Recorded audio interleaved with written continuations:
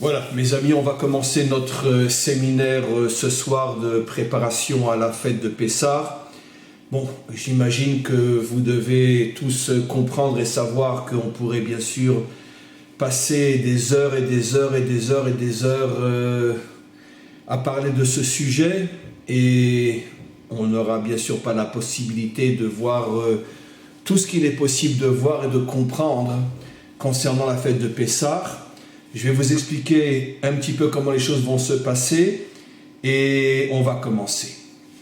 Je vais traiter de deux sujets ce soir et je pense qu'on va être ensemble à peu près maintenant, donc il est 9h en Israël jusqu'à 10h30 maximum, donc pendant 1h30, et on va procéder de la manière suivante. C'est-à-dire que je vais d'abord traiter du premier sujet, pendant lequel, si vous avez des questions, vous commencez à les écrire sur le chat.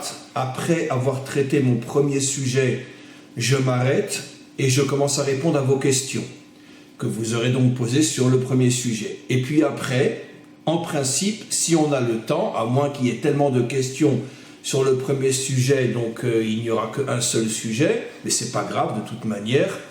Et si on a encore le temps, donc j'aborderai le deuxième sujet et à nouveau je m'arrête et vous posez des questions. Alors on va commencer bien sûr, et je tiens encore une fois à préciser, je m'excuse à l'avance s'il est absolument impossible et impensable et personne ne pourrait, dans le cadre d'une soirée même de plusieurs heures, aborder tout ce que l'on peut dire sur Pessah. Je suis donc obligé de choisir quelques points important, essentiel, selon ma compréhension en moi des choses, selon ma vision et mon approche des choses. Alors d'abord, je vais revenir sur une notion que j'ai déjà souvent expliquée et je vais bien sûr essayer de la moderniser, c'est-à-dire de l'aborder d'une manière qui concerne notre génération aujourd'hui. Comme on le sait, le mot Égypte n'existe pas en hébreu. J'ai déjà expliqué dans des centaines de cours que, on pourrait dire, l'un des plus grands drames produits à l'égard de la Torah, c'est la traduction. Parce que la traduction complètement détruit, falsifie le sens réel des mots en hébreu. L'un des exemples les plus célèbres, c'est la sortie d'Égypte, la descente en Égypte. Le mot Égypte n'existe pas dans la Torah. Le mot qui est utilisé, c'est Mitzrayim, qui veut dire en vérité, qui vient du mot, la racine Metzar, Metzarim, les limites. C'est-à-dire que la descente en Mitzrayim, c'est-à-dire que finalement, c'est le symbole de ce qu'est la vie d'un homme, de ce qu'est la vie de l'humanité tout entière, de vivre à l'intérieur de limites. Comme je l'ai déjà souvent expliqué, toute l'histoire du peuple juif est le microcosme de l'humanité tout entière. Tout ce que nous vivons est un modèle, est un message pour les 70 peuples. Et donc, lorsque nous descendons en Mitzrayim, quel est le message qui se cache derrière cela? Le message est le suivant: tant que nous ne méritons pas la délivrance, ce qu'on appelle en hébreu la Géoula, on se trouve dans une situation comme un prisonnier à l'intérieur de limites, ou bien, selon le langage de la Torah elle-même, on est des esclaves. Là aussi, je n'aime pas le mot esclave, parce que tout ça nous renvoie à tous les films qu'on a vus dans notre passé ou dans notre jeunesse sur les esclaves à Rome ou peu importe où, et c'est pas ça. Le mot esclave n'a rien à voir avec la manière dont les films nous le présentent. C'est aussi bien évidemment une forme d'esclavage, peut-être la pire de tous. Mais le mot éved en hébreu, ça veut dire tout simplement être soumis. Et tu peux être quelqu'un de soumis sans être un esclave dans le sens bien sûr le plus film américain du terme. C'est-à-dire que les limites nous soumettent. Et tant qu'on ne mérite pas d'être véritablement délivré, on vit tous, à titre individuel, à titre collectif, notre peuple, les peuples, on vit tous dans cette situation qui est d'être soumis à quelque chose que je vais bien sûr expliquer. D'ailleurs, il y a quelque chose d'absolument incroyable dans la Torah elle-même, c'est que tout de suite après la sortie des limites, la sortie d'Égypte, tout de suite après que nous ayons reçu les 10 commandements, dont le premier est « Je suis Hachem qui t'ai sorti de la maison d'esclavage » ou de la maison dans laquelle tu vivais comme quelqu'un de soumis, la paracha qui suit tout de suite celle du don de la Torah nous parle à nouveau du fait qu'un juif peut vivre à nouveau soumis à une autorité, à un patron, et qu'il retrouve malheureusement son statut de Éved. Ça veut dire de vivre complètement soumis, par exemple, quelqu'un qui a volé, qui n'a pas le moyen de rembourser, alors d'une certaine manière on le vendait, j'aime pas le mot parce que ça n'a rien à voir encore une fois avec le film américain, mais disons qu'il devait travailler sans avoir la moindre possibilité de rompre son contrat. Il était vendu soit dans une ferme, soit dans une usine, peu importe, et il devait travailler pendant un certain nombre d'années jusqu'à ce qu'il rembourse ce qu'il avait volé. Et pendant cette période, il n'est bien sûr ni fouetté, ni maltraité, ni rien du tout. Mais il est soumis en ce sens qu'il n'a pas la possibilité de rompre son contrat jusqu'à ce qu'il ait totalement remboursé ce qu'il a volé. C'est un exemple parmi d'autres. Et le mot utilisé pour définir ce genre de situation est le mot « éved », c'est-à-dire le même mot utilisé pour parler des Juifs qui étaient en Égypte sous le régime de Pharaon. C'est le même mot. Or, il est clair qu'ici on parle d'un Juif qui est soumis à un autre Juif. Ça n'a rien à voir avec un Juif qui travaillait sur les chantiers en Égypte pour faire des pyramides, où ils étaient frappés, où ils étaient fouettés, où ils étaient torturés, où ils étaient maltraités, où ils étaient affamés. C'est le même mot. Or, il est absolument évident que quelqu'un qui a volé et qui travaille pendant un certain nombre d'années chez quelqu'un sans pouvoir rompre son contrat jusqu'à ce qu'il ait remboursé, c'est clair qu'il n'est ni affamé, ni fouetté, ni maltraité, ni torturé. Et pourtant, c'est le même mot qui est utilisé. De là, on comprend que le mot « éved », malheureusement, dans toutes les traductions françaises jusqu'à aujourd'hui, on traduit par « esclave », qui est une des plus grandes falsifications de la Torah au niveau de la traduction. Tout celui qui comprend la Torah sait que le mot « éved » ne veut pas dire uniquement « esclave », mais veut dire « soumis ». Soumis, ça veut dire que tu es engagé dans un processus duquel tu ne peux pas sortir. Même si, d'une certaine manière, ta vie est à des années-lumière d'être celle d'un esclave. Mais tu es dans un système duquel tu ne peux pas sortir. Et c'est ça les limites. Ça veut dire que tu es emprisonné à l'intérieur de quelque chose qui fait que tu ne peux pas en sortir. À partir du moment où vous avez bien compris ma définition de ce qu'on appelle la Avdout, on était Éved en Égypte, on comprend que finalement l'humanité tout entière vit dans cette situation de Avdout. Parce qu'on est tous coincés à l'intérieur de limites qui font qu'on ne peut pas faire marche arrière. Donnons 10 exemples, donnons quelques exemples. Et je travaille dans une société, je suis marié, j'ai des enfants, je ne peux pas décider du jour au lendemain de dire « Oh ben non, j'ai plus envie de travailler. Tiens, j'ai pas envie de me lever ce matin, je ne vais pas au travail. Tiens, j'ai envie tout d'un coup, en plein milieu de la semaine, de me prendre des vacances. » Non, tu es dans un système dans lequel tu es soumis. Et tu dois partir en vacances quand la société décide que tu peux partir en vacances. C'est pas toi qui décides quand tu pars en vacances, c'est pas toi qui décides quand tu arrives au travail et quand tu quittes ton travail. C'est même pas toi qui décides combien tu vas gagner. Tu rentres dans un système dans lequel tu es limité. Parce que ce système s'impose à toi. C'est un exemple qui pratiquement remplit la vie de 99% des hommes et des femmes sur Terre. Le travail. Mais il y a toutes sortes d'autres systèmes. Donnons un exemple, et ne le comprenez pas mal. Je suis marié. Je ne peux pas du jour au lendemain, malheureusement, je dis malheureusement, ce n'est pas la réalité, mais parlons théoriquement, malheureusement. Je ne peux pas du jour au lendemain dire à ma femme, bah, tu sais quoi, pendant une semaine, t'as qu'à partir avec quelqu'un d'autre et moi je pars avec quelqu'un d'autre. Non, malheureusement, c'est malheureusement ce qui se passe aujourd'hui, mais en tous les cas, si on respecte les lois du mariage, je suis soumis en ce sens que je suis destiné, obligé à rester avec cette personne pendant 50 ans, 60 ans dans ce monde et Bezrat Hashem avec l'aide du maître du monde dans l'autre monde aussi. Parce que c'est mon âme sœur, c'est la moitié de mon âme. On fait des enfants, on a des enfants, je ne peux pas du jour au lendemain dire « Oh, tu sais quoi, on a fait 4 gosses, oh c'est trop, allez bon on en prend 2, on les met à l'assistance publique. » Non, ben maintenant tu vis avec cette limite qui fait que tu dois t'arranger et t'accorder au fait que tu as 4 enfants et ça change toute ta vie. C'est encore une fois quelque chose qui t'est imposé. Donc, ce que je veux dire par là, c'est que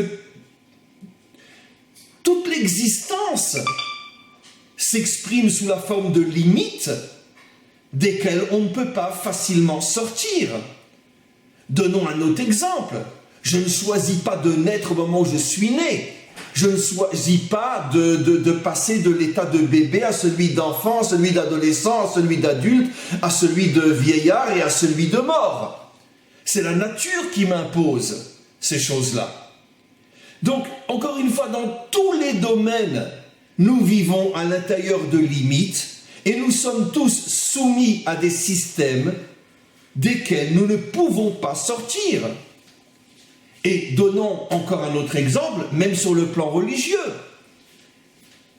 Parce que je n'ai pas choisi de naître catholique, je n'ai pas choisi de naître protestant, je n'ai pas choisi de naître juif, de naître musulman.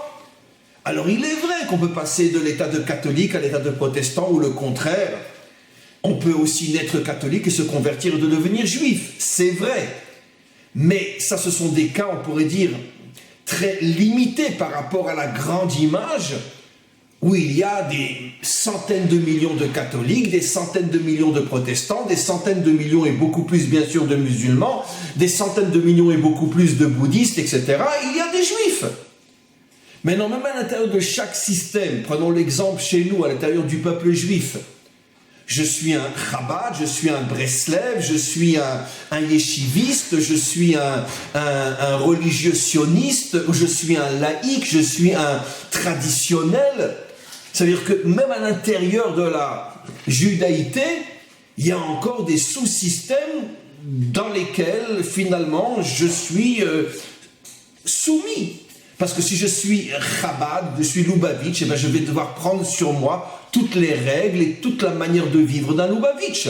Si je suis Breslev, de la même manière. Si je suis sioniste religieux, de la même manière. Si je suis uniquement traditionnel, alors bon, etc. Ça veut dire que finalement, toute notre vie est une vie de limites à l'intérieur de différents systèmes desquels nous ne pouvons sortir. Alors, si vous avez bien compris ce que j'explique, je pose maintenant une question très simple. Alors, c'est quoi la sortie d'Égypte? C'est quoi la sortie des limites? Mais on ne peut pas sortir des limites. Puisque je viens de dire que toute notre vie, ce ne sont que des limites. Alors, à cette question, mes amis, je pourrais vous répondre d'une infinité de manières. Je vais choisir une réponse. Je dis bien une réponse parmi des milliards d'autres. Mais une réponse qui me parle à moi, et c'est celle que je vais vous transmettre. La réponse, elle est dans le premier des commandements. Je suis Hachem, ton Dieu, qui t'est sorti de la maison de la soumission. Je suis celui qui t'est sorti des limites. Ça veut dire quoi? Ça veut dire qu'en vérité, évidemment que extérieurement, tu ne peux pas vivre dans ce monde sans rentrer dans les différents systèmes qui s'imposent à toi. Tu es obligé de travailler, tu es obligé de te marier, tu es obligé d'avoir des enfants, tu es obligé de vivre en respectant les lois de la nature parce que tu ne peux pas sortir à moitié nu en plein hiver ou sortir avec 3 anoraks polaires en plein été. Tu ne peux pas. Tu dois vivre en ce moment avec tout ce qui se passe dans le monde, on est confiné chez soi, etc. Tu dois tenir compte de ce qui s'impose à toi. Mais le problème est la manière dont tu le vis. intérieurement?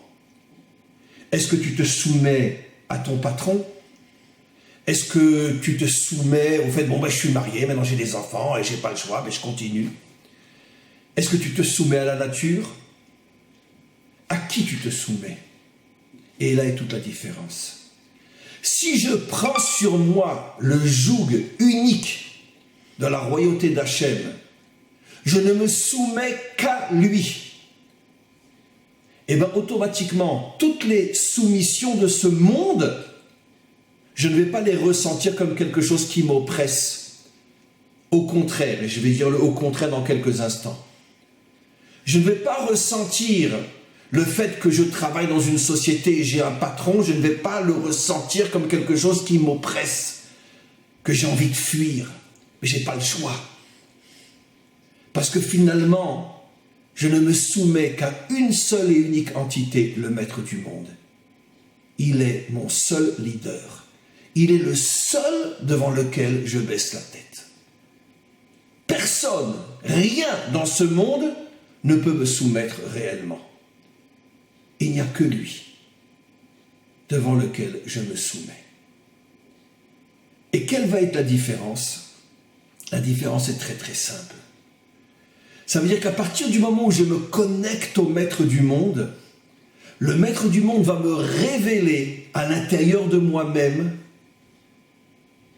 des forces inimaginables qui vont m'aider à ressentir que finalement je porte en moi quelque chose d'infini qui me permet de ne ressentir aucune des limites de ce monde. Même si, vu de l'extérieur, je vais travailler comme tout le monde, je suis dans tel ou tel système comme tout le monde, mais dès que je me connecte au maître du monde, je me connecte à une lumière infinie qui me libère de l'emprise, je parle de l'emprise ressentie, de toutes les limites qui m'étranglent.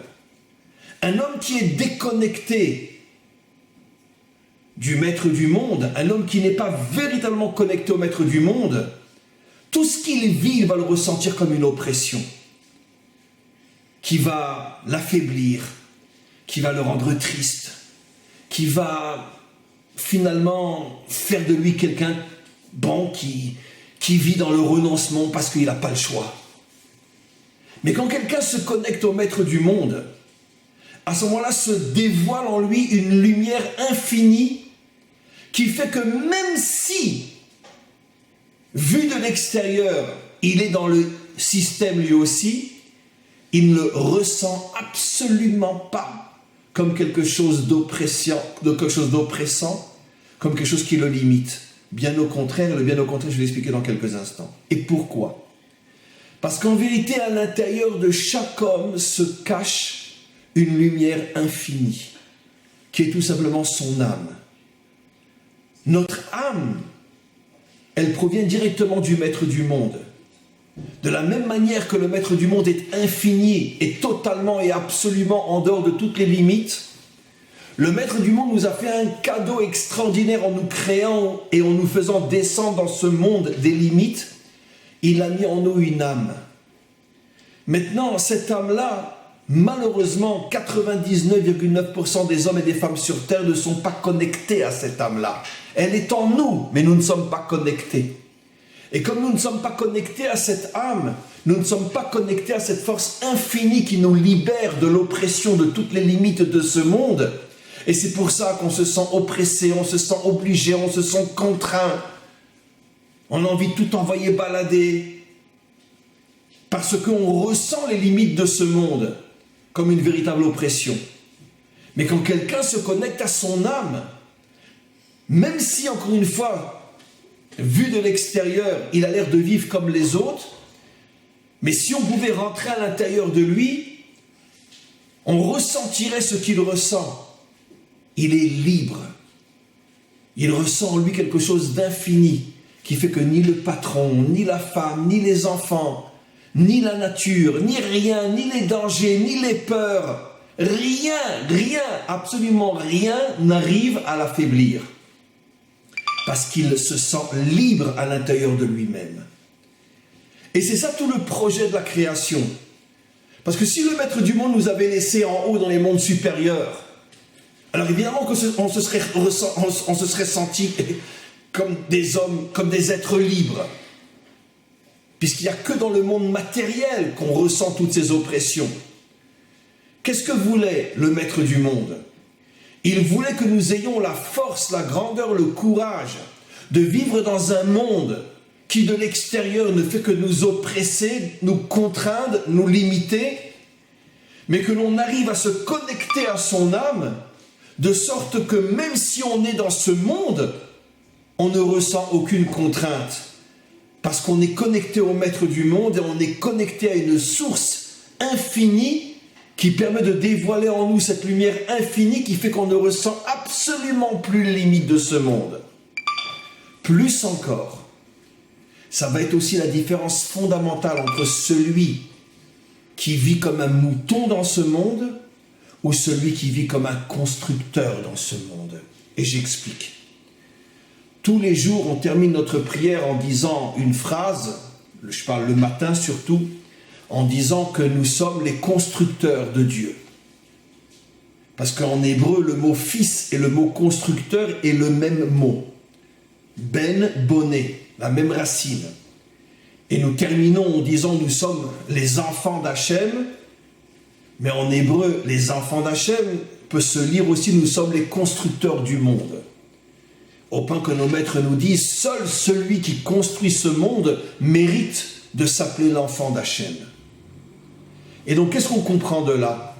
On comprend de là que quelqu'un qui n'est pas connecté à son âme, quelqu'un qui n'est pas connecté à l'infini qui est en lui, il va vivre tout ce qu'il va vivre dans ce monde comme quelque chose, j'ai pas le choix, je fais comme tout le monde. Mais il ne va même pas se poser la question, qu'est-ce qu'il pourrait apporter au monde? Qu'est-ce qu'il pourrait changer dans ce monde? Qu'est-ce qu'il pourrait améliorer? Qu'est-ce qu'il pourrait réparer? Qu'est-ce qu'il pourrait construire? Parce que c'est le monde qui est au-dessus de lui. Et lui est écrasé sous le poids du monde. Mais quand quelqu'un est dans ce monde, mais se connecte à son âme qui est infinie et ressent une lumière infinie en lui, c'est lui qui est au-dessus du monde. Et il va être dans le système afin de le construire, l'améliorer. Et c'est ça la délivrance finale. Mes amis, la véritable définition de la délivrance finale, c'est pas que on s'enfuit, on quitte le mal, on recommence à zéro, une nouvelle vie mieux que celle d'avant. Non! La délivrance, c'est être dans ce monde et le construire. Faire de ce monde un monde meilleur, un monde dans lequel il fait bon vivre. Ça fait 20 ans que je suis dans le même travail, mais chaque jour je remercie le maître du monde, mais merci de m'avoir donné ce travail, c'est exactement ce qui me correspond. C'est exactement ce dont j'avais besoin. Et je sens que grâce à ce travail, j'apporte quelque chose au monde. Et c'est vrai dans tous les domaines. Si je suis un médecin, un avocat, un électricien, peu importe. Parce que ce que je le fais avec tellement de cœur, avec tellement d'envie, avec tellement de motivation, que j'apporte quelque chose au monde. Maître du monde, ça fait 30 ans que je suis marié avec la même femme. Mais chaque jour, je l'aime encore plus que le jour précédent. Chaque jour, je te dis merci, maître du monde, de m'avoir donné cette moitié de moi-même avec laquelle je me construis tous les jours davantage. Et pas comme celui qui dit, oh là, ça fait 30 ans que je suis avec la même bonne femme. Oh là là là là là là. Comme 99% des hommes et des femmes sur Terre. Parce que quand tu n'es pas connecté à l'infini, tu meurs sous le poids de l'étranglement des limites dans lesquelles tu te trouves. Et donc ton couple, non seulement tu ne le construis plus, mais tu le détruis. Par contre, si tu te connectes à l'infini qui est en toi, ton couple, chaque jour, tu le construis davantage. La délivrance, encore une fois, ce n'est pas fuir ce monde.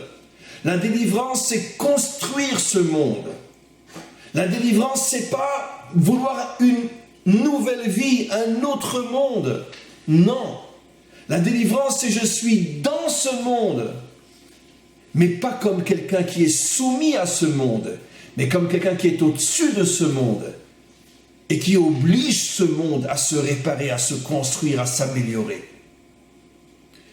Vous comprenez tous et toutes que finalement, pourquoi on continue à faire Pessah tous les ans? Mais parce que la sortie d'Égypte n'a été que le commencement du commencement du commencement, et on est encore très très très très loin d'être arrivé à dévoiler, vivre véritablement le message de Pessah. Car on est tous plus ou moins coincés, étranglés, limités. Et on ne sait pas comment s'en sortir, comment faire. On a envie de changer de vie, on a envie de... On se sent oppressé, et pourtant on fait Pessah. C'est donc bien la preuve que non seulement on n'a rien compris au message de Pessah, mais surtout, on n'arrive pas à véritablement profiter de la fête de Pessah pour se connecter à cet infini qui est en nous. Mes amis, je termine la première partie, et on va passer aux questions. C'est ça la fête de Pessah. La fête de Pessah, c'est comprendre que le maître du monde m'a mis dans ce monde dans le but de faire de moi quelqu'un qui devient un leader, un constructeur. C'est ce que Rabbi Shimon Bar Yochai nous dit, Kol bnei Israël bnei melachim em. Un homme authentique, c'est un roi. Et selon l'explication que j'ai toujours donnée, qui est celle de nos maîtres, qu'est-ce que c'est un roi? Celui qui défonce tous les obstacles et qui continue son chemin. Défoncer les obstacles, mais ça veut dire quoi défoncer les obstacles pour continuer son chemin? L'explication dans le cadre de ce cours est la suivante. J'en peux plus de mon travail, j'en peux plus de mon patron. Je vois un obstacle qui me dégoûte, qui me décourage, qui m'affaiblit. Non! Si tu es là, c'est que tu dois être là. Et donc défonce l'obstacle. Ça veut dire comprends que là où tu es, c'est là où tu dois être, parce que précisément à cet endroit-là, tu peux réaliser des choses extraordinaires. Mais tu as l'obstacle qui fait que tu n'en peux plus. Tu sais pourquoi tu as cet obstacle-là?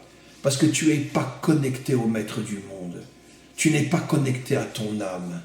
Et donc automatiquement, tu vois l'obstacle comme quelque chose d'oppressant, comme un oppresseur. Et c'est pour ça que tu veux fuir. Mais si tu te connectes au maître du monde, tu ne verras même plus l'obstacle. Tu le défonces et tu continues ton chemin. Parce que tu comprends que tu es là où tu dois être. Le maître du monde met chacun d'entre nous exactement là où il doit être. Il nous donne le mari qu'on a besoin, il nous donne l'épouse qu'on a besoin, les enfants qu'on a besoin, la maison qu'on a besoin, le travail qu'on a besoin. Et pourquoi on a envie de tout rejeter? Parce qu'on n'est pas connecté à lui et qu'on ne comprend pas le sens profond de la situation dans laquelle il nous a mis. Et c'est ça la fête de Pessah, c'est ça être un homme libre.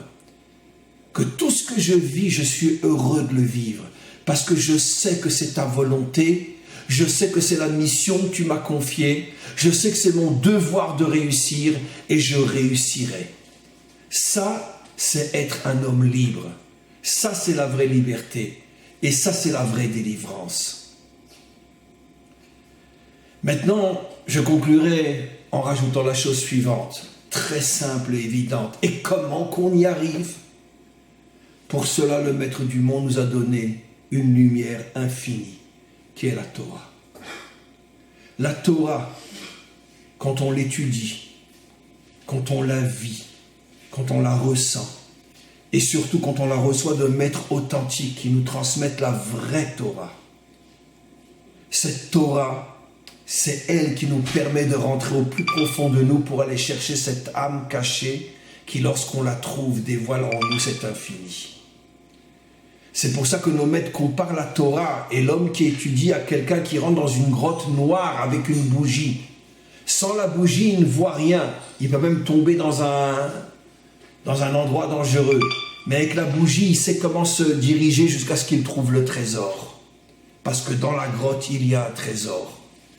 Et bien c'est exactement ça. Nous sommes dans une grotte où nous ne voyons rien. Et cette grotte est très dangereuse. Mais dans cette grotte, il y a un trésor. C'est cette âme et ces forces infinies qui sont en moi. Comment je vais aller trouver cette âme? J'ai besoin d'une lumière. Cette lumière, c'est la Torah. Et lorsqu'on s'accroche de toutes ses forces à la Torah, et lorsqu'on a le bonheur et le mérite de recevoir la Torah d'un maître authentique, à ce moment-là, on arrive finalement à trouver le trésor. Et on ressort de cette grotte avec une richesse infinie qui fait que là, on va vraiment être capable de faire de grandes choses dans ce monde. C'est pour ça que tout de suite après Pessah, on a la fête de Shavuot, qui est le don de la Torah. Comme pour nous dire, si vraiment tu veux rester un homme libre, tu as besoin de la Torah. Voilà, on va passer maintenant à vos questions. J'ai l'impression qu'il y en a pas mal du tout. Et on commence.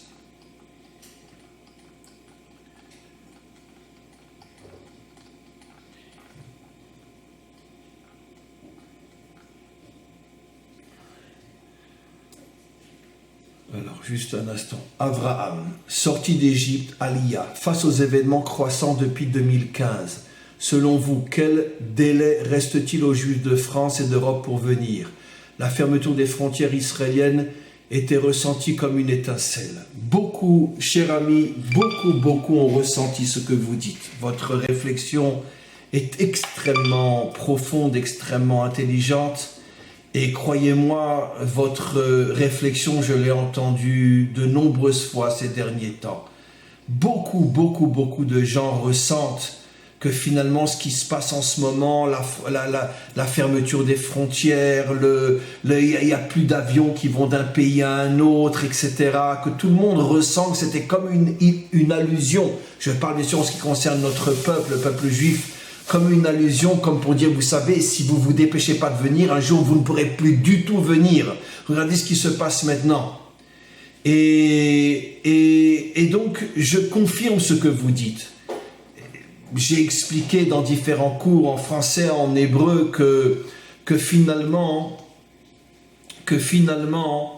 je m'excuse juste, je recherche la question, que finalement,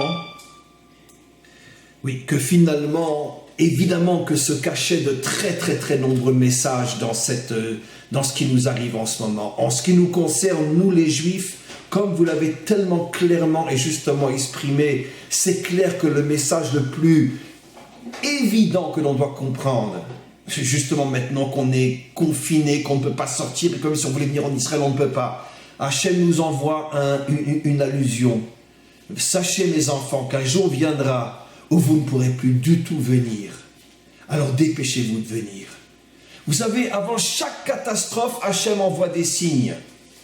Avant la Shoah, il y a eu 10 ans où l'antisémitisme montait en Allemagne, lorsque le parti nazi montait depuis les années 25, 28 jusqu'en 38. Et il y a eu énormément de signes. Mais bon, la majorité ne voulait pas les voir. Comme cette blague idiote, mais qui fait rire ou sourire cyniquement. C'est dans début des années 30 et dans les parcs à Berlin, c'est marqué interdit aux juifs et aux chiens. Alors il y a 2 juifs qui passent et qui regardent l'écriteau et qui disent pourquoi les chiens? Ça veut dire les juifs on comprend, mais pourquoi c'est interdit aux chiens? Ça veut dire que le maître du monde nous envoie avant la catastrophe des signes absolument incroyables, mais on ne veut pas voir. Et évidemment que ce qui se passe en ce moment devrait provoquer, quand les choses s'arrangeront, une alia de millions de juifs en Israël. Mes amis, je vous le dis, il n'y en a plus pour longtemps. Pour l'instant, nous sommes encore dans la situation des messages à interpréter intelligemment. Mais très vite, le jour viendra où ça sera fini. Et ceux qui ne sont pas venus ne pourront plus venir. Et je ne veux pas expliquer ce qui se passera pour tous les Juifs qui resteront en dehors d'Israël lorsque je ne veux pas terminer. Donc dépêchez-vous de revenir. Notre peuple se reconstruit ici sur sa terre. Nous sommes en train de vivre la réalisation jour après jour de toutes les prophéties. Jour après jour. Comment peut-on encore vivre en France, aux États-Unis, au Canada, ou je ne sais où? Comment c'est possible? Devant tes yeux, tu as une Torah vivante qui se réalise et tu vis encore à Paris. Alors arrête de dire l'an prochain à Jérusalem. Cette année, quand on lira la Haggadah pour tous ceux qui ne sont pas ici, vous devrez dire cette année à Jérusalem. Oui, cette année à Jérusalem et pas l'an prochain à Jérusalem. Parce que sinon, ça sera bientôt trop tard et vous ne pourrez plus venir. Excusez-moi parce que je recherche les questions, c'est pas évident, voilà. Encore une. Alors, Franck Laurence, la fête de Pessah durant 8 jours, montre-t-elle aussi le dépassement du temps? Alors, la question est délicate parce qu'elle dure 8 jours pour ceux qui sont en dehors de la terre d'Israël. Parce que en Israël, la fête de Pessah ne dure que 7 jours. Mais d'un autre côté, vous avez raison. Parce que la fête de Pessah commence la veille, le 14. Parce qu'à l'époque du temple, le 14, on apportait l'offrande, etc. Et c'est seulement le soir qu'on rentrait dans ce qu'on appelle le Yom Tov, le jour saint, et qu'on faisait le Seder, etc. Donc en vérité, vous avez raison, cher ami. La fête de Pessah dure 8 jours. Si on commence à la compter à partir du 14 Nissan, et pas seulement le Yom Tov, qui est le 15 Nissan. Donc effectivement, il y a 8 jours. Et c'est effectivement ce que vous dites, c'est que le chiffre 8, comme je l'ai expliqué de nombreuses fois, fait allusion bien évidemment à quelque chose qui est complètement en dehors du temps, puisque le chiffre 8 fait allusion, comme on le sait, à la 8e sphira qui correspond à la Bina, qui est la sphira qui est au-dessus du temps et au-dessus de la nature, puisque comme on le sait, la nature, le monde a été créé en 7 jours, et donc automatiquement le chiffre 8 représente tout ce qui est au-dessus de la nature. Ce qui veut dire que le message est clair. Si on intègre véritablement et profondément la fête de Pessah, alors comme je l'ai expliqué, et votre question le met effectivement en évidence, on dévoile son âme, on se connecte à son âme, en étant connecté à son âme, on est connecté à une lumière infinie qui est celle du Maître du monde qui est cachée en nous, et on atteint la 8e dimension qui est au-dessus du temps et au-dessus de l'espace. Yoram, tu remets en... Wow. Le problème, c'est que j'ai un problème. À chaque fois que quelqu'un pose une autre question, tout bouge. Et donc, je perds la question. C'est un problème qu'il va falloir que je vois comment le résoudre. Techniquement, il y a un problème. Alors, Yoram.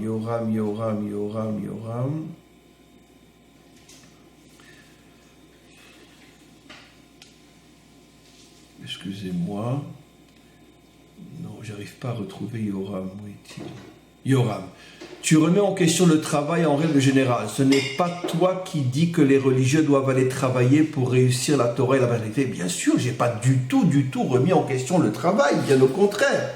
J'ai expliqué très clairement qu'au contraire, je ressens le travail comme une oppression lorsque je ne suis pas connecté à l'infini qui est en moi, et je ressens le travail comme une mission que le Maître du monde m'a confiée si je suis connecté à l'âme qui est en moi. Donc automatiquement, bien évidemment, le travail devient finalement une bénédiction à partir du moment où je ne suis plus soumis à mon travail, mais je deviens le leader de mon travail parce que je comprends que grâce à mon travail, je vais pouvoir réaliser des choses incroyables que le Maître du monde m'a confiées et m'a mis précisément dans ce travail pour réaliser ce pourquoi j'ai été créé. Donc effectivement que tout le monde doit travailler. Je commence par les questions d'en bas.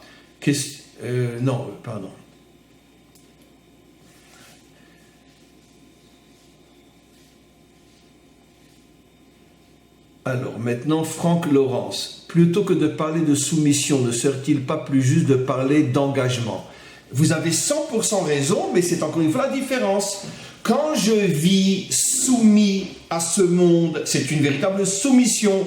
Oh là là, le réveil sonne, il faut que je me lève, il faut que je parte au boulot, j'en ai marre, j'en peux plus, etc.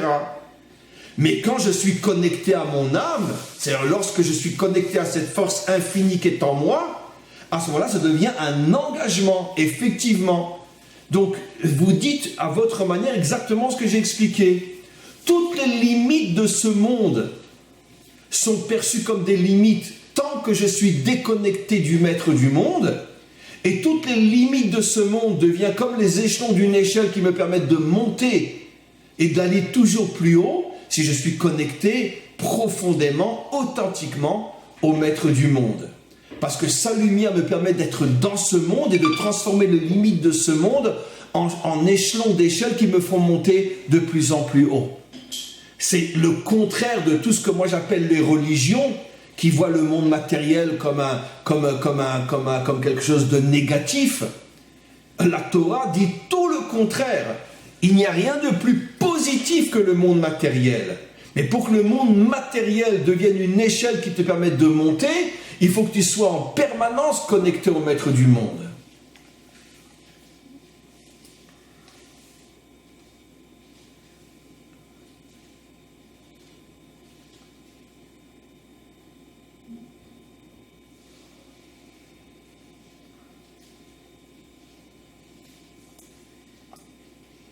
On va avoir encore d'autres questions. Franck Laurence. Plus que de parler de soumettre. Oui, ça, on vient de la traiter, excusez-moi.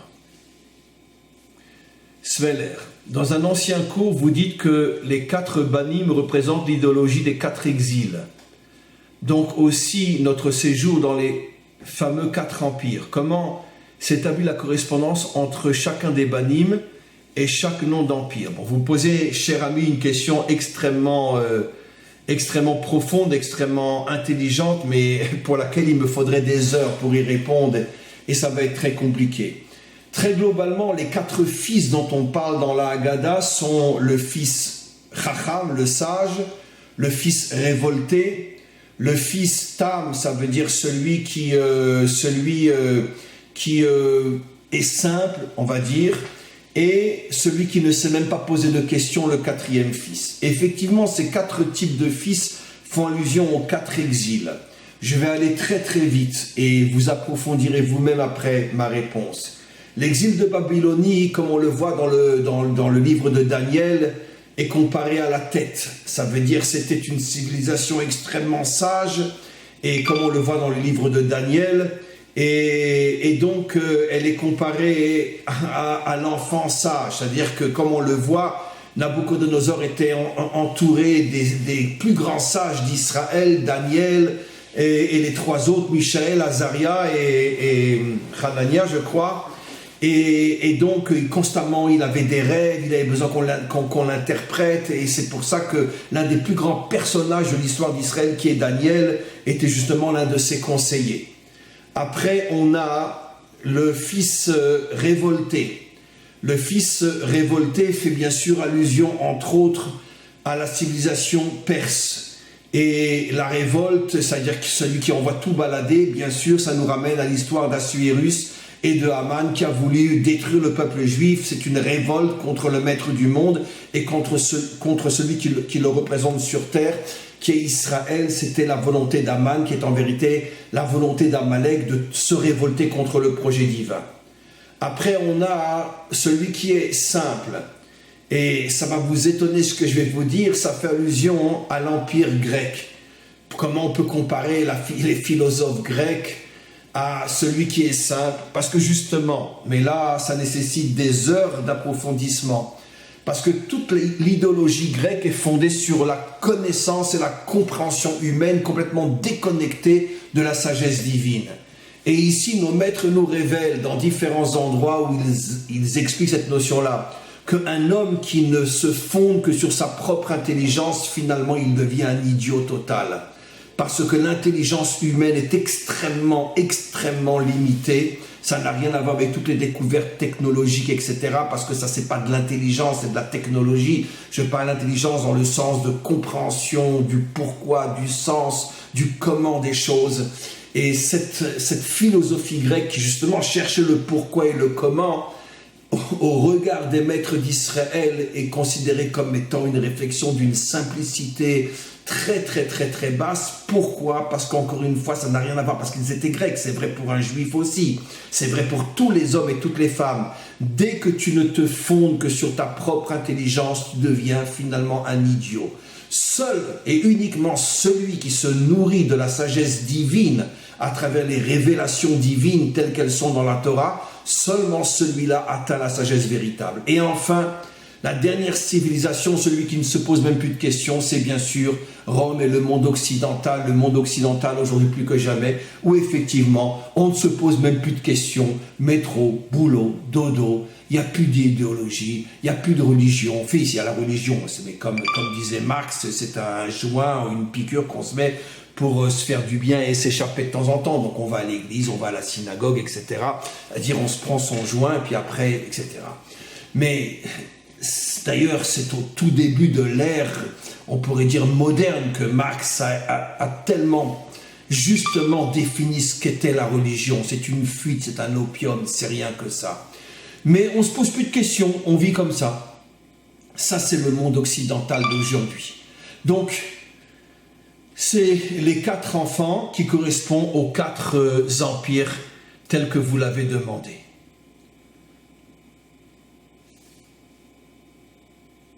Alors maintenant, comment on se connecte à cette âme dont vous parlez? J'ai expliqué, cher ami, en ayant une connexion très très très forte avec la Torah tous les jours, en l'étudiant d'une manière qui est profonde, grâce à des maîtres authentiques qui nous transmettent l'âme profonde de la Torah. Cette Torah devient une lumière qui nous permet de trouver le trésor qui est en nous. C'est ce que j'ai expliqué dans mon cours. Christopher, bonjour Rav, merci pour vos enseignements. Hachem a changé ma vie grâce à l'application de ces enseignements. Merci, cher ami. Yoram, c'est très passif comme approche. Même si en Égypte on voit les choses positivement, ça ne nous fait pas sortir pour autant. J'ai pas compris la question, Yoram. Sois plus clair. J'ai pas compris.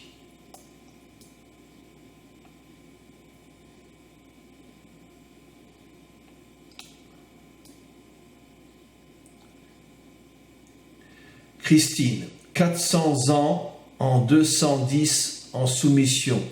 N'est-ce pas quelque sorte ce que nous vivons? Car avec ce virus qui nous pousse donc à mûrir intensément en nous donnant aussi la capacité de nous adapter. Hachem voulait réduire le temps de la délivrance. Je n'ai pas tellement bien compris la question, là non plus.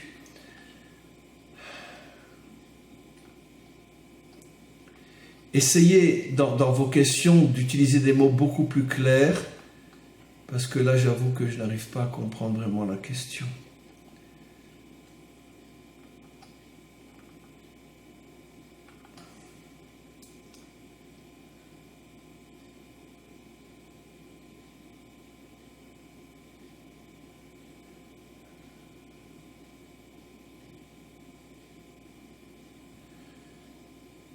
Non, je suis désolé, j'ai relu la question, je n'arrive pas à la comprendre. Essayez de l'expliquer avec des mots plus simples. Alors, on y va.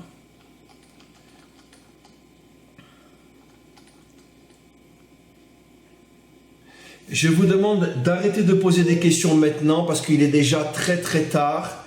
En plus, à chaque fois qu'il y a une nouvelle question, ça bouge tout devant mes yeux et je n'arrive plus à retrouver les questions. Et je voudrais aussi passer maintenant à la deuxième partie, mais d'abord je termine de répondre à toutes les questions. Donc, on arrête de poser des questions.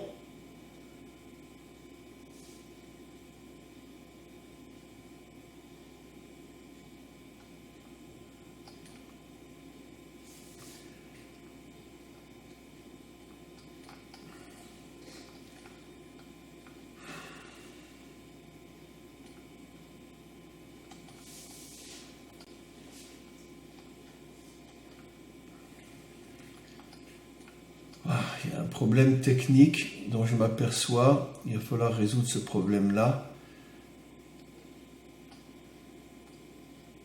Cher monsieur, Christine Douaille, est-ce que vous répondez à nos questions? Bien sûr, je réponds à vos questions. Je n'arrête pas. Alors, finalement, c'est notre implication.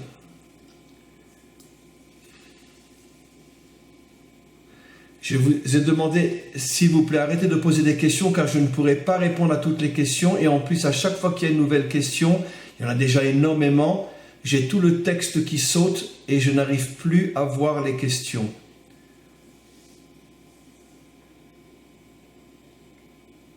Alors, c'est notre implication dans les différentes tâches quotidiennes, quelles que soient nos fonctions, qui permettent de construire ce monde. Et chacun agit à son humble niveau. Absolument. Lorsque finalement on s'engage dans sa vie, dans chaque chose que l'on rencontre, que l'on doit faire, et que l'on comprend que c'est une partie de notre mission, une partie du sens profond de notre descente sur Terre, à ce moment-là, on transforme la limite en échelon d'une échelle qui nous permet de monter. Alors, une question pour vous, les internautes. Comment on construit notre troisième temple à côté du dôme du rocher? Tout simplement, on va enlever le dôme du rocher pour construire le troisième temple. Vous imaginez que quand le Mashiach va venir, c'est donc bien clair que la mosquée disparaîtra et qu'à la place, on construira le troisième temple.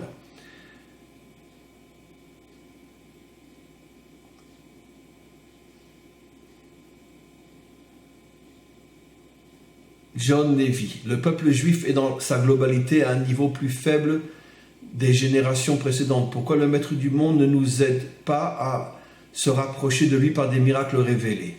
Alors d'abord, je ne suis pas d'accord du tout avec ce que vous dites. Jamais notre peuple a été aussi fort que dans notre génération.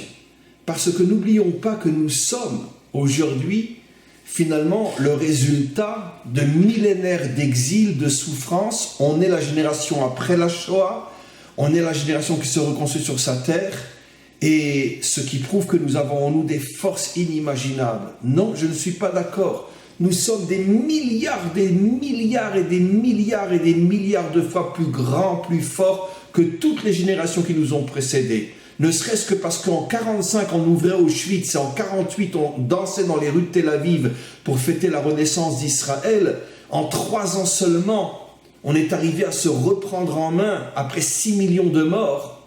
Et tout ce que nous avions traversé, puisque 90% des gens qui dansaient dans les rues de Tel Aviv et Jérusalem pour fêter l'indépendance du pays étaient des gens qui avaient tous un numéro sur le bras. Et aujourd'hui, comment ce pays se reconstruit? Comment partout aujourd'hui les synagogues en Israël sont pleines à craquer, comment les centres d'études sont pleins à craquer, comment tout Israël dans sa grande majorité revient à la tradition. Non, le potentiel en nous est des milliards de fois plus grand qu'il ne l'a jamais été. Parce qu'après tout ce que nous avons traversé, que nous sommes toujours là et toujours attachés au Maître du monde et toujours attachés à la Torah d'Israël, au niveau de la grande image, bien sûr, je ne parle pas de chaque individu en particulier, ça prouve qu'en vérité, à l'intérieur de nous se cache une force qu'aucune génération n'a eue avant nous.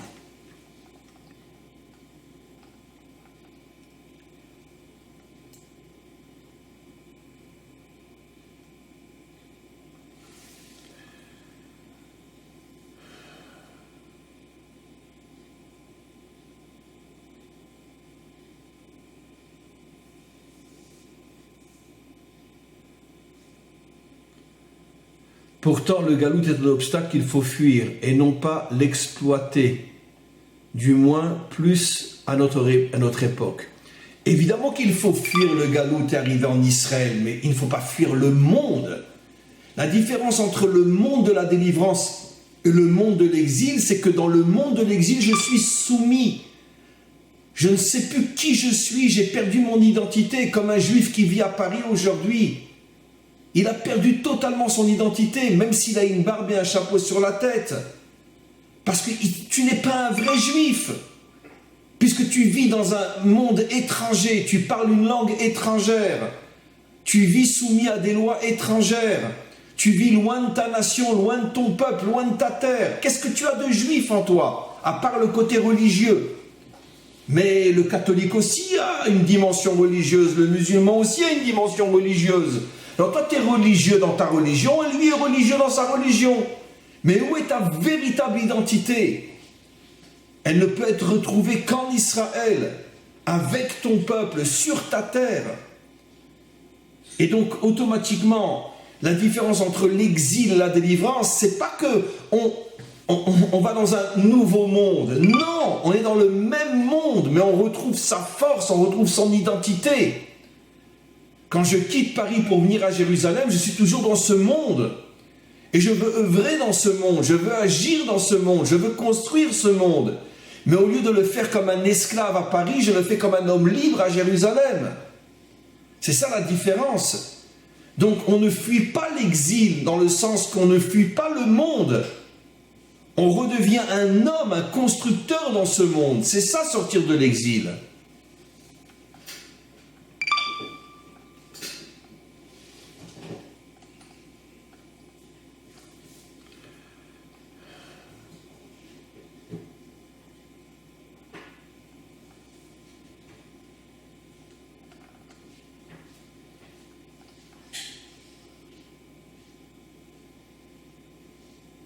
Alors, Christopher, j'ai écouté votre cours à propos de Pessah durant 2018. J'ai compris pourquoi le pain levé est interdit pendant la semaine de Pessah. Pourquoi un Ben Adam n'a pas aussi ce risque d'abîmer son âme en consommant du pain levé pendant Pessah. Écoutez, vous posez une question délicate, cher ami.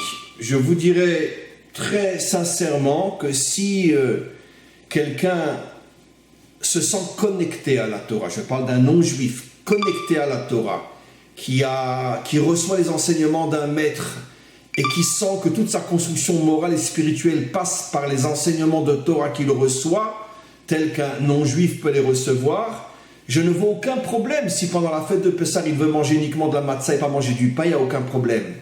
À partir du moment où il se connecte à la Torah et qu'il se construit grâce à la lumière de la Torah, alors il n'y a pas de problème s'il veut aussi, dans cet acte-là, manger de la matzah pendant Pessah et pas du pain, il n'y a aucun problème. Donc encore une fois, tout dépend de ma sincérité, de la profondeur de ma connexion avec la Torah.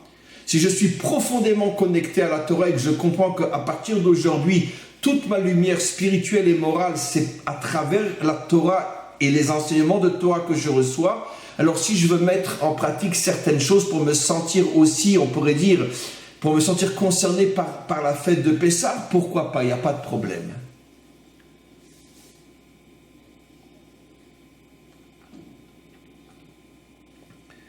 Alors, cher ami, nos gouvernants ne sont pas le Mashiach que nous attendons. Nous sommes, nous, pas exclusivement dépendants de nos actes collectifs. Que faire d'un point de vue politique et très concret pour unir les gens et amener la délivrance? Pour unir les gens et amener la délivrance, il faut d'abord être en Israël. Ce fantasme de croire que le Mashiach va descendre du ciel et venir nous chercher là où on se trouve à Amsterdam, à Paris, à New York ou je ne sais où, c'est un fantasme chrétien qui n'a rien à voir avec le judaïsme. Je m'excuse d'utiliser des mots forts, mais ça n'a rien à voir avec la Torah.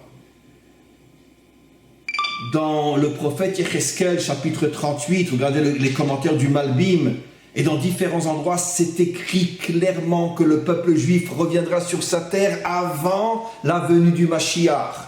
Et que la guerre de Gog et Magog se passera lorsqu'Israël sera revenu sur sa terre avant le dévoilement du Mashiach. Donc on n'attend pas le Mashiach, on le fait venir. Et pour le faire venir, il faut être ici. Il faut agir ici, apporter le meilleur de soi, chacun dans son domaine, pour pouvoir reconstruire notre nation et la préparer à ce que le Mashiach puisse naître comme un enfant qui naît du ventre de sa mère. Il ne vient pas de l'extérieur, c'est la mère qui le fait grandir et qui l'accouche. C'est à nous, Israël, sur notre terre, de faire naître le Mashiach et pas de l'attendre passivement. Et donc tout celui qui n'est pas en Israël aujourd'hui retarde la délivrance, retarde la venue du Mashiach et porte sur ses épaules une responsabilité inimaginable à laquelle il devra rendre des comptes. Aujourd'hui, dans notre génération, il n'y a plus aucune excuse. Tout le monde doit être en Israël. Et quand nous serons tous ici et que nous ferons tous le maximum pour reconstruire notre nation de la meilleure manière possible, c'est sûr que nous arriverons à accoucher le Mashiach. Bonjour Rav, pensez-vous que le monde soit limité? Comment résoudre le problème des énergies fossiles, source de toutes les tensions mondiales? Écoutez, vous posez une question... Évidemment qu'on vit dans un monde limité. Toutes les sciences le prouvent. La physique, la chimie, les mathématiques nous montrent qu'il y a des règles, il y a des lois, il y a des structures, il y a des limites. Mais encore une fois, si vous avez suivi mon cours depuis le début, Ce n'est pas la limite qui nous limite, c'est la manière dont je vis la limite. Vous comprenez? Comme j'ai donné l'exemple, un homme peut être marié pendant 30 ans et tous les jours se poser la question, mais comment je vais tenir encore un an de plus? Ou un homme peut être marié pendant 50 ans et chaque jour il a l'impression qu'il se marie aujourd'hui pour la première fois, tellement il est heureux avec sa femme. Pourtant c'est la même situation. Les deux sont mariés avec la même femme depuis 30 ou 40 ans. Pourquoi un le ressent comme une oppression et l'autre comme un renouvellement permanent? Parce que un est en exil et un est au niveau de la délivrance. Un ne vit qu'avec son corps et l'autre vit avec son âme. L'un vit et ressent les limites de ce monde et l'autre vit connecté à cette lumière infinie qui est en lui. Et donc, c'est la même réponse dans tous les autres domaines. Ce n'est pas la limite qui nous limite, c'est la manière de vivre la limite qui va faire de nous quelqu'un de limité ou quelqu'un de libre. Sacha, toutes les fatalités de ce monde, l'argent, la santé, l'énergie, sachez que ce ne sont que des problèmes matériels qui peuvent être résolus. Bien sûr que tout ça, ça peut être résolu, absolument.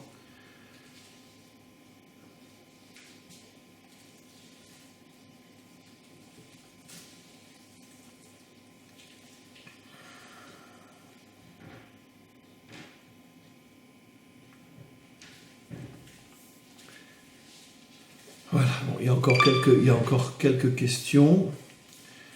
Le problème, c'est que j'ai déjà demandé de ne plus en poser, mais comme vous en posez à chaque fois, on ne va pas arriver à s'en sortir. Bon, ça ne me dérange pas, mais on va avoir du mal à passer à la deuxième partie du cours. Juste un instant. Sacha, n'oubliez pas que le carburant du soleil, c'est de l'eau. Imaginez le monde où 50 litres d'essence vaudrait le prix d'une bouteille d'eau. Rudy Aaron, nous devons de sortir de nos limites.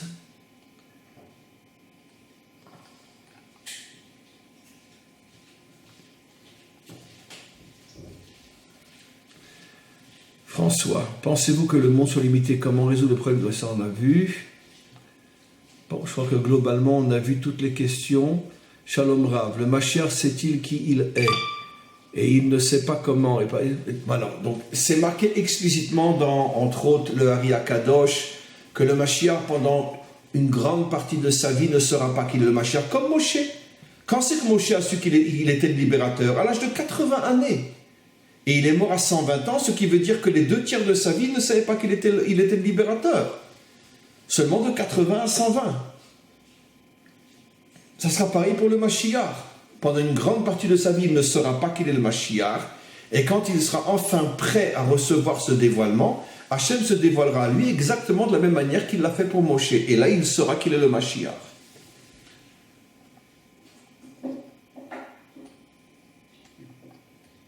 Alors, je vais voir si j'ai répondu à toutes les questions. Globalement, oui.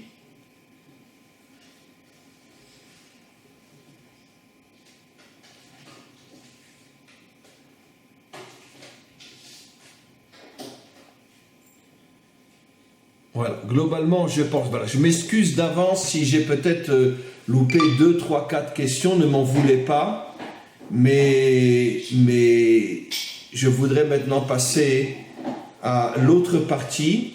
Je ne suis pas sûr que j'aurai le temps de répondre à des questions sur l'autre partie, parce qu'il est déjà 10 heures passées et notre soirée s'arrête à 10h30. Je voulais juste dire que vraiment, merci pour vos questions. Elles étaient toutes très fortes, très sages et nous ont permis de pouvoir approfondir plus encore la notion que j'ai expliquée. Alors maintenant, je voudrais passer à la deuxième partie. En ce qui concerne l'interdiction donc de manger du chametz, du pain levé pendant Pessah. Finalement, quelle est la différence entre de la matzah et du chametz? La différence est très simple, on n'a pas besoin de mettre de la levure pour le faire monter, et surtout pendant des siècles, il n'y avait pas un produit particulier qu'on mettait dans la pâte pour la faire monter. on la laisse tout simplement sur la table ou dans le plat et elle monte toute seule avec le temps. C'est le temps qui fait gonfler la pâte. Ce qui veut dire que finalement, la seule différence entre de la matzah et du chametz, c'est que la matzah, dès que la pâte est faite, tout de suite on la met au four, on ne la laisse pas monter. Et le chametz, c'est une pâte qui, une fois finie, on va la laisser pendant un certain temps sur le plateau où elle se trouve, de manière à ce qu'elle puisse monter et devenir du chametz. Ce qui veut dire que finalement, la seule différence réelle entre la matzah et le chametz, c'est le temps. Est-ce que j'ai tout de suite cuit la pâte avant qu'elle ne monte, ou j'ai attendu qu'elle monte et je l'ai cuite? C'est ça la véritable différence. Aujourd'hui, bon, il y a des produits, etc., comme la levure ou des produits chimiques qui accélèrent les choses. Mais, encore une fois, dans l'essence des choses, ce n'est qu'une question de temps. Alors, il y a ici quelque chose d'absolument incroyable. C'est que le chametz, pendant Pessah, est l'aliment le plus gravement interdit de tous les aliments non cachers qui, eux, le sont durant toute l'année.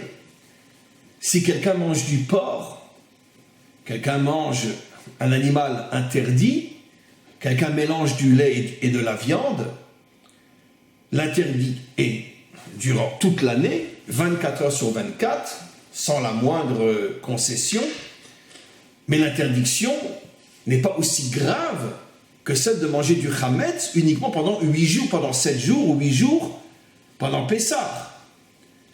Puisque, comme on le sait, si quelqu'un mange du chametz pendant Pessah, à ce moment-là, la punition, c'est qu'il est chayav karet. Chayav karet, c'est une punition très très très grave, puisque ça veut dire que son âme est retranchée de sa source. C'est comme si, malheureusement, vous coupez un bras et vous laissez le bras traîner par terre, et bien le bras très vite va pourrir, parce qu'il a perdu finalement son énergie. Et donc, dire que l'âme est retranchée, ça veut dire que finalement l'âme va s'éteindre, elle va pourrir, elle va s'éteindre. Et donc la question qui se pose est, comment le porc, ou le mélange de lait et de viande qui est constamment interdit, si on en mange, c'est très grave, mais l'âme n'est pas retranchée, il y a une punition divine, mais qui n'est pas le retranchement de l'âme, alors que quelque chose qui n'est interdit que 7 jours durant l'année, si j'en mange, mon âme est retranchée, et en plus, pour renforcer ma question, c'est qu'il y a une différence claire entre du porc et un mouton. Entre une nourriture dans laquelle on a cuit un steak dans du beurre ou un steak dans de l'huile. C'est pas le même goût, c'est pas la même nourriture. Donc on peut comprendre que le porc est interdit, la chèvre ne l'est pas. Mais la différence entre la matzah et le chametz, encore une fois, ce n'est qu'un problème de temps. La pâte a gonflé ou elle n'a pas gonflé, mais j'ai rien mis d'autre. Ce n'est que du temps.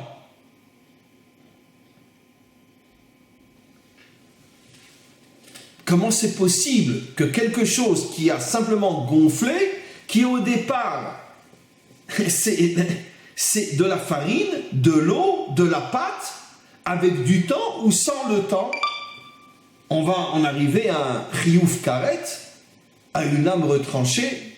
Cette question est bouleversante, tellement elle est forte, tellement elle est incroyable. Qu'est-ce qui se passe? Alors ici, il y a bien sûr un message absolument incroyable. Le temps est effectivement un facteur fondamental de la construction ou de la destruction du monde, comme l'âme connectée ou l'âme retranchée. L'âme retranchée, c'est une âme qui va se détruire. L'âme connectée, c'est une âme qui est constamment connectée à sa source de vie. Donc, quel est le problème ici? Le temps. Le grand problème de l'homme, je vais vous le prouver, c'est qu'il ne sait pas gérer le temps. Et parfois, lorsqu'il attend trop, ou se précipite aussi trop, eh bien, il casse tout, il détruit tout. D'après les secrets de la Torah, remontons maintenant à la première faute de Adam, la première faute de l'humanité. D'après les secrets de la Torah, l'arbre interdit ne l'était pas éternellement. Selon les codes bibliques, je ne rentre pas dans le décodage, Adam a été créé vendredi, le 6e jour. L'arbre lui est interdit le 6e jour, lui est interdit aussi le Shabbat, le 7e jour. Mais s'il avait attendu jusqu'à la sortie du Shabbat, samedi soir, il aurait eu le droit de manger de cet arbre-là. Et cet arbre-là, non seulement n'aurait pas apporté la mort, mais aurait apporté une construction incroyable. Ça veut dire le fait qu'il l'a pris trop tôt, je reste au niveau d'une explication simple mais fondamentale, le fait qu'il l'a pris trop tôt a fait que cet arbre qui était destiné à construire le monde l'a détruit. Un autre exemple célèbre, David avec Bathsheba. Nos maîtres disent que Bathsheba était destinée à David depuis les 6 jours de la création. La preuve, c'est d'elle. David avait 18 femmes. C'est seulement d'elle qu'est sorti celui qui va être l'héritier de David, le roi Salomon, et qui va construire le premier temple. Et c'est de David et Bathsheba que va sortir le Mashiach, et pas des 17 autres femmes. Donc c'est clair que c'est la femme choisie par Dieu pour être l'épouse du roi David. Mais il l'a pris trop tôt. Il s'est précipité dès qu'il l'a vue. Et à partir du moment où il s'est précipité, il s'est trompé dans le temps, et bien finalement il a retardé la délivrance de plusieurs millénaires. Nos maîtres nous disent, si il l'avait pris au bon moment, quand il pouvait la prendre, l'enfant qu'ils auraient eu aurait été le Mashiach lui-même. Et on serait passé dans le monde de la délivrance déjà depuis des millénaires. Donc voici 2 exemples d'une précipitation dans le temps. Mais on a aussi d'autres exemples où il y a un retard. Et le retard va lui aussi amener quelque chose de grave. Prenons un exemple.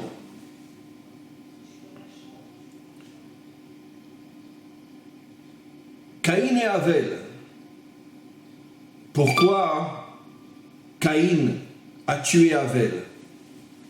C'est Caïn, nous dit la Torah, qui a pris lui l'initiative d'apporter une offrande à Hachem. Qu'est-ce qu'a fait Avel? Lui aussi, il a apporté une offrande. Et donc, l'offrande qu'a apportée Avel, d'après notre tradition, il l'a apportée avant Caïn. Caïn ne s'est pas précipité. Il a vu Avel apporter une offrande. Il s'est dit, de toute façon, c'est moi qui ai eu l'initiative. C'est sûr que le maître du monde va regarder mon offrande et pas celle de Avel. Il a pris son temps pour l'apporter. Mais en prenant son temps, il a dépassé le temps prévu. Et finalement, Hachem a accepté l'offrande d'Avel et pas celle de Caïn. Alors que l'initiative au départ venait de Caïn. Comme pour faire comprendre à Caïn, quand tu veux me servir, alors ne perds pas ton temps. Fais-le au moment où tu le penses et ne te dis pas, bon, que je le fasse demain ou après-demain, peu importe. L'essentiel, c'est que je le fasse.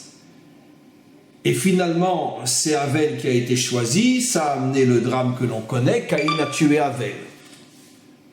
Donc là aussi, on voit que finalement, c'est pas une précipitation, mais c'est au contraire le fait d'attendre trop qui a amené à nouveau un drame. Il y a d'autres exemples aussi dans la Torah. L'exemple de la Akedat Yitzhak. Nos maîtres nous disent que lorsque Hachem a demandé à Abraham de prendre son fils et de le monter sur le mont Moria, sur l'endroit qui va devenir plus tard le Har Tzion, là où ont été construits les 2 premiers temples et bientôt le 3e, là aussi, Abraham, d'une certaine manière, il a tout de suite accompli l'ordre, mais d'un autre côté, il a, pendant 3 jours, dit la Torah, il a cherché où était l'endroit. Il aurait dû tout de suite dire à Hachem, écoute, dis-moi où c'est. Il dit, bon, j'attends que Hachem me révèle l'endroit. Il y a plusieurs explications à ce sujet-là, mais une des explications est celle que je donne. Au lieu de dire à Hachem, écoute, tu m'as demandé quelque chose, vas-y, dis-moi où c'est. Il dit, bon, quand Hachem me dira. Et finalement, ça a duré 3 jours jusqu'à ce qu'il y ait cette tentative de sacrifice. Et là aussi, nos maîtres nous disent qu'il y avait une forme de faute dans le fait qu'Abraham n'a pas tout de suite supplié Hachem de lui dire « mais où je vais ?» Il s'en est remis à Hachem, quand il me dira. Il y a un autre exemple encore de retard du temps, très célèbre. Quand Hachem dit à Moshe de quitter Midian et de retourner en Égypte pour libérer son peuple, nos maîtres expliquent qu'à ce moment-là, le 2e fils de Moshe était né. Et que, normalement, Moshe, le jour où Hachem lui dit « vas-y », c'était le jour où, normalement, il aurait dû faire la circoncision de son fils, le 8e jour. C'est tombé le même jour. Et il a dit « bon, puisque Hachem m'a dit d'y aller, bon, mais c'est pas grave, la circoncision, on la fera plus tard. » Puisque Hachem m'a dit de partir. On fera la circoncision plus tard. Ben finalement, on sait ce qui s'est passé, c'est que son fils a failli mourir. Et il y a une quantité d'autres exemples, dans un sens comme dans un autre.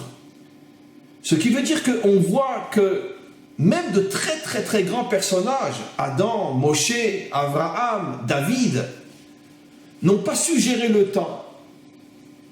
Soit trop tôt, soit trop tard.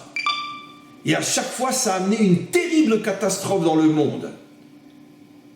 Précipitation d'Adam pour manger de l'arbre. Et c'est la chute de l'humanité. Caïn prend tout son temps pour apporter son offrande et finalement il va tuer son frère. Moshe, qui retarde la circoncision de son fils a failli mourir. Et lui-même a failli être finalement arrêté dans sa mission de libérateur, comme l'expliquent nos maîtres. Si Tzipora n'était pas intervenu tout de suite, Hachem lui aurait même retiré la mission d'être le libérateur. Donc avec toutes les conséquences que cela pouvait avoir. Donc, on voit que c'est très très très difficile de gérer le temps. Et finalement, quand on gère mal le temps, ça amène une catastrophe. C'est exactement le message de la matzah et du chametz. Le grand problème de l'homme n'est pas tant de savoir ce qu'il faut faire ou ce qu'il ne faut pas faire. Le problème de l'homme, c'est de trouver le bon moment pour faire ou ne pas faire.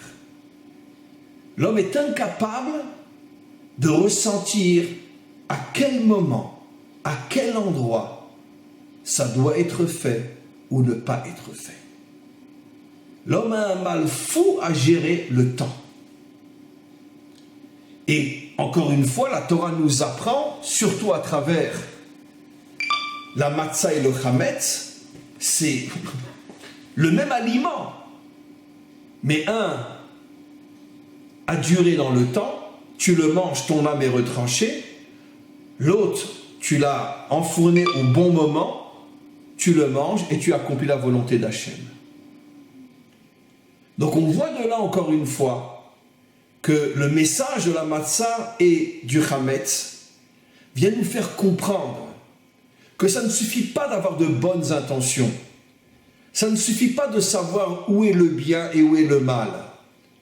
Le vrai problème de l'homme, c'est sais-tu exactement quand, à quel moment tu dois faire cette chose-là ou ne pas faire cette chose-là. Et là, on comprend quelque chose d'extraordinaire.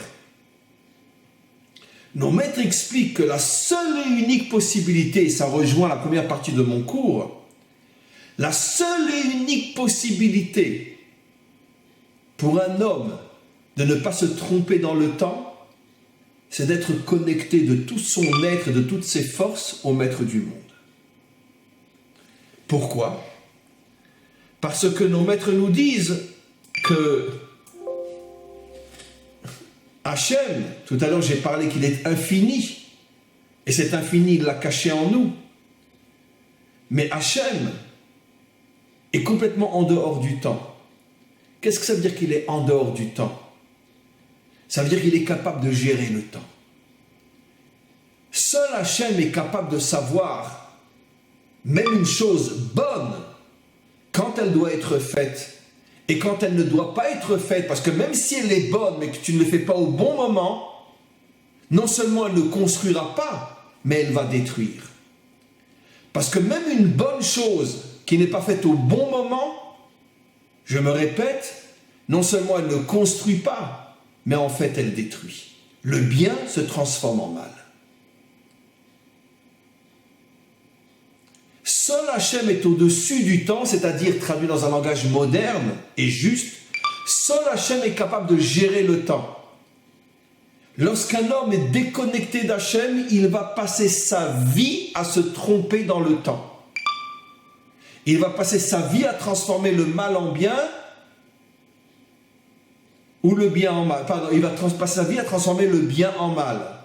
Dans la mesure où même s'il sait ce qui est bien, s'il ne fait pas au bon moment, le bien deviendra du mal. C'est pour ça que toute l'humanité ne fait que du mal, même si les intentions sont bonnes. Comme on dit d'ailleurs en français, l'enfer est pavé de bonnes intentions. Mais d'où vient cette phrase extraordinaire? L'enfer est pavé de bonnes intentions. Mais comment il peut y avoir de bonnes intentions en enfer?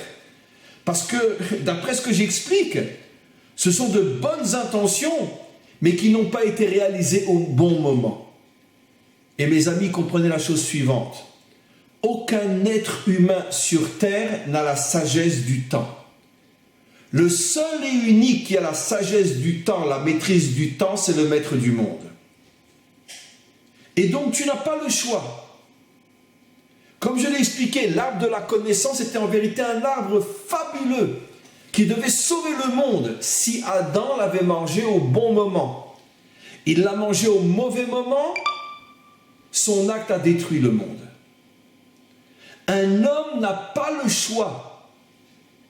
Même si tu es l'homme le plus intentionné du monde, le meilleur intentionné du monde, même si tous tes désirs et tous tes rêves ne sont que de faire le bien, mais tu es déconnecté d'Hachem, ça veut dire que tu es un penseur extraordinaire mais laïque, ou même un religieux, mais religieux uniquement au niveau de la forme, mais pas au niveau du fond. Même si tes intentions sont extraordinaires, tu ne feras que le mal. Parce que seul Hachem saura te dire quand il faut le faire et quand il ne faut pas le faire. Seul Hachem pourra. Et donc automatiquement, si tu n'es pas avec Hachem, tu vas passer ta vie à te tromper. Donnons un exemple simple. Tous les faux messies qui ont traversé l'histoire, et on en connaît. Ça veut dire que quand on veut le Messie à un moment qui n'est pas le bon, non seulement il ne va rien apporter, mais il ne va faire que détruire. Même le Messie lui-même. Pourquoi? Parce que le bien, au mauvais moment, devient le mal. Et ça, c'est un message extraordinaire, qui est le plus fabuleux de tous. Si tu n'es pas connecté de tout ton être au maître du monde, tu n'auras jamais la sagesse de la maîtrise du temps et tu passeras ta vie à détruire le monde, même si tu es rempli de bonnes intentions. Donc il faut te connecter au maître du monde. Ce qui veut dire que finalement mes deux interventions reviennent au même point. Il est absolument impossible d'être un homme libre, d'être un homme bien, d'être un constructeur, de faire quelque chose de réel, de positif dans ce monde, si tu n'es pas connecté dans tout ton être, au plus profond de toi, au maître du monde. Maintenant, je rajoute, à quel maître du monde? C'est ce que j'ai expliqué dans la première partie. À celui qui t'aide à comprendre que ta place est d'être dans ce monde et pas tourner le dos à ce monde. D'être dans ce monde pour construire ce monde. Ça, c'est le vrai maître du monde. Mais tous ces dieux inventés qui nous parlent de paradis, qui nous parlent du monde à venir, qui nous parlent de toutes ces bêtises inimaginables, qui sont de pures inventions, qui sont les fruits du fantasme de l'homme qui fuit la réalité parce qu'il a besoin de se shooter. Toutes ces fausses religions sont les pires aberrations jamais inventées sur terre par les hommes. Pire que la laïcité, pire que tout. Mieux vaut être un laïc qui ne croit en rien que d'être ce genre de religieux. Par contre, la Torah, la vraie Torah, la vraie lumière d'Hachem, la vraie volonté d'Hachem, c'est celle qui nous dit, tu es dans ce monde, ne lui tourne pas le dos, parce que tout le but de la création, et surtout de la création de l'homme, c'est de te mettre dans ce monde afin que tu le construises. Ça, c'est le vrai Dieu.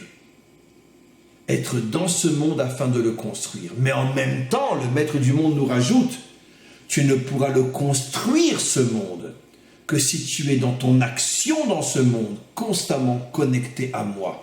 Pas pour fuir ce monde et pour rêver d'autres mondes, mais pour que je sois avec toi et te donne la force dans ce monde de construire ce monde.